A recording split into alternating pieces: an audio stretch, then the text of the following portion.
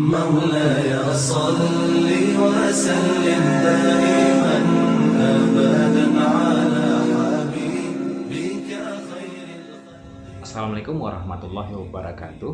Perkenalkan, nama saya Taufik Rasyida. Jadi di video ini saya akan membahas tentang keajaiban ayat kursi ditinjau dari sisi linguistiknya. Linguistik itu adalah sebuah cabang ilmu yang membahas tentang bahasa. Jadi kita akan coba kupas tuntas keajaiban apa sih yang ada dalam ayat kursi ini kalau kita perhatikan kalimat demi kalimatnya dan makna demi maknanya. Yuk, kita cek aja yang berikut ini ya. Ini adalah ayat kursi. Ayat ke-255 dalam surat Al-Baqarah. Ayat ini berisikan tentang keesaan Allah, kemahakuasaan Allah, dan singgasana Allah yang maha besar meliputi langit dan bumi. Makna yang sangat dalam dengan penyampaian yang sangat indah. Mari perhatikan susunan kalimatnya. Pada kalimat pertama, Allahu la ilaha illa huwal hayyul qayyum, terdapat dua asmaul husna, Al-Hayyu dan Al-Qayyum, yaitu yang maha hidup dan yang terus-menerus mengurus makhluknya. Lalu perhatikan kalimat yang ke-9, wa huwal aliyyul azim, juga terdapat dua asmaul husna, Al-Ali dan Al-Azim, maha tinggi dan maha besar. Artinya ada kesamaan kalimat 1 dan 9, yaitu sama-sama punya dua asmaul husna. Oke, lanjut berikutnya. Pada kalimat kedua, la ta'khudhuhu sinatun wala naum, tidak mengantuk dan tidak tidur. Dan perhatikan kalimat ke-8, wala ya'uduhu hifdzuhuma, dia tidak merasa berat memelihara keduanya. Jika kita analogikan ke manusia, normalnya manusia bekerja 8 jam sehari. Ada juga yang lembur untuk dapatkan tambahan gaji. Tapi ya, selembur-lemburnya orang gak ada yang bisa kerja 24 jam, karena tubuh kita butuh istirahat dan tidur. Kalau kita bekerja melebihi kemampuan tubuh kita, maka akan terasa lelah dan mengantuk. Nah, jadi di sini kita bisa temukan hubungannya ya antara kalimat kedua dan ke-8. Allah tidak merasa berat memelihara langit dan bumi, sehingga Allah tidak mengantuk dan tidak tidur. Perhatikan juga kata memelihara yang Allah pilih. Misalkan ada orang yang bertugas menjaga kebun, maka dia hanya tinggal duduk dan sesekali patroli guna memantau kebun tersebut agar tidak ada yang mencuri buahnya.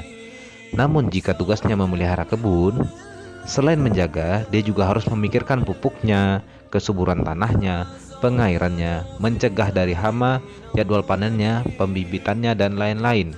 Artinya, memelihara jauh lebih kompleks dari sekedar menjaga ya. Itulah mengapa Allah memilih kata memelihara.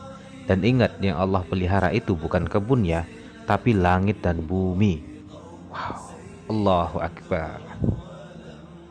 Sekarang kita perhatikan kalimat ketiga. Lahu ma fis samawati wa ma fil ardh. Miliknya lah apa yang ada di langit dan apa yang ada di bumi.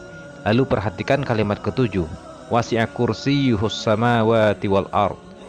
Kursinya atau singgasananya meliputi langit dan bumi. Di sini terdapat hubungan kepemilikan dan hubungan kekuasaan. Kalimat ketiga, Allah menjelaskan bahwa segala sesuatu yang ada di langit dan apa yang ada di bumi adalah milik Allah. Tidak ada satu jengkal pun di dunia ini yang tidak dimiliki oleh Allah. Kepemilikan yang hakiki, absolut dan selama-lamanya. Berbeda dengan manusia yang kepemilikannya sementara, bisa berpindah ketika diperjualbelikan atau ketika meninggal. Hak kepemilikannya jatuh ke ahli waris.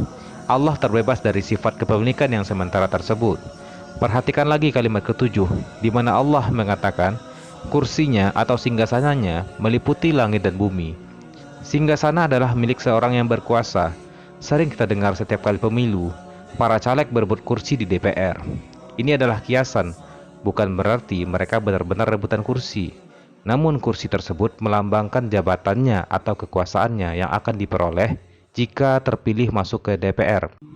Itu pun hanya untuk wilayah yang mereka kuasai. Jika DPRD kota, maka wilayah kekuasaannya hanyalah sebuah kota. DPRD provinsi, wilayah kekuasaannya adalah sebuah provinsi, dan DPR pusat, wilayah kekuasaannya adalah sebuah negara. Allah menggunakan kata kursi atau singgasana melambangkan kekuasaan Allah yang terbentang dari langit hingga bumi. Inilah kekuasaan yang hakiki, kekuasaan yang absolut, kekuasaan yang tidak akan pernah berakhir, meliputi semua wilayah, setiap jengkal di dunia, di langit dan di bumi ini berada dalam kekuasaan Allah, dan tidak akan ada yang bisa merebut kekuasaan tersebut. Jadi, hubungan kalimat ketiga dan kalimat ketujuh adalah hubungan kepemilikan dan kekuasaan Allah yang meliputi langit dan bumi. Hanya Allah lah yang memiliki langit dan bumi ini, dan hanya Allah lah yang berkuasa atas langit dan bumi ini. Tidak ada satupun yang berkuasa selain pada Allah, dan tidak ada satupun yang mempunyai apapun benda-benda di dalam dunia ini kecuali hanya titipan dari Allah. Lanjut, perhatikan lagi kalimat keempat. Man dzalladzi yashfa'u 'indahu illa biiznih. Tidak ada yang dapat memberi syafaat di sisinya tanpa izinnya. Syafaat disebut juga usaha untuk mengelakkan seseorang dari kemudaratan, sehingga ini berhubungan dengan tindakan. Karena untuk mencegah kemudaratan, kita harus melakukan sebuah aksi atau tindakan. Allah menyatakan tidak akan ada makhluk yang sanggup memberikan syafaat kecuali jika Allah mengizinkan. Lalu perhatikan kalimat keenam. Wala yuhituna bisyai'im min ilmihi illa bima syaa. Dan mereka tidak mengetahui sesuatu apapun tentang ilmunya melainkan apa yang Dia kehendaki. Di sini Allah mengatakan bahwa seluruh ilmu itu adalah milik Allah. Dan kita tidak akan pernah mengetahui sesuatu apapun di alam semesta ini kecuali apa yang Allah telah menghendaki kita tahu. Artinya di sini kalimat keenam berhubungan dengan ilmu pengetahuan. Lihat kembali hubungan kalimat keempat dan kalimat keenam, bahwa tidak ada makhluk yang bisa bertindak memberi syafaat, dan makhluk tidak mempunyai secuil pun ilmu kecuali Allah telah mengizinkan, kecuali Allah telah menghendaki.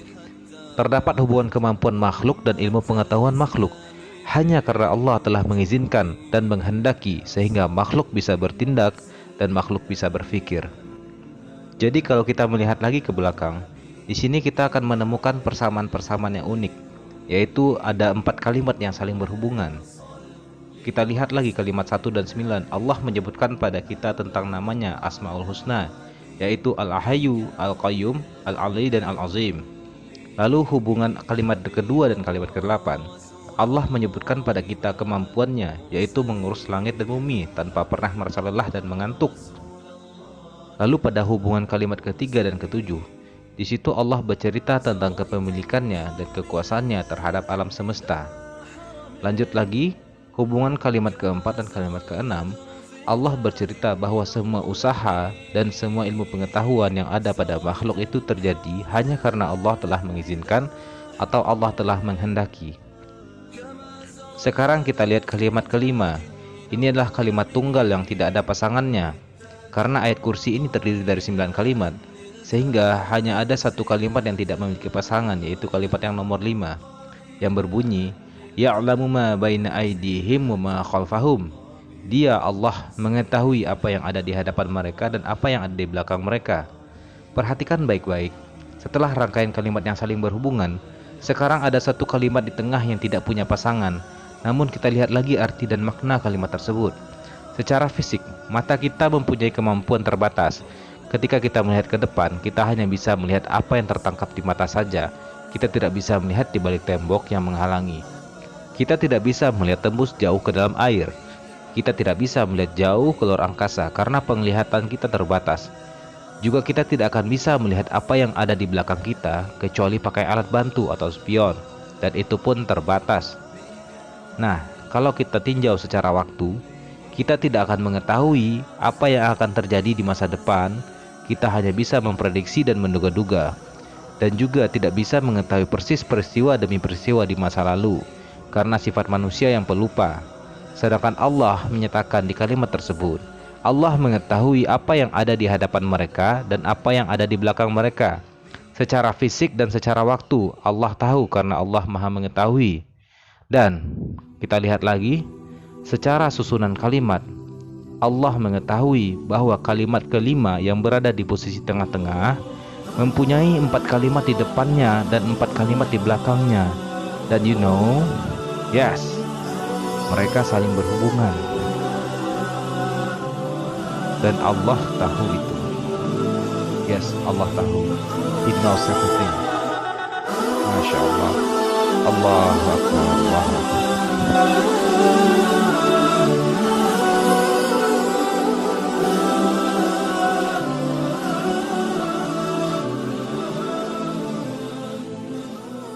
Insya Allah ke depan saya akan banyak membuat video-video yang seperti ini. Jika kalian menyukainya, silahkan klik tombol subscribe dan like, lalu tinggalkan komentar kalian di kolom di bawah ini ya. Mari kita penuhkan YouTube ini dengan syiar-syiar Islam. Oke, saya pamit dulu. Assalamualaikum warahmatullahi wabarakatuh.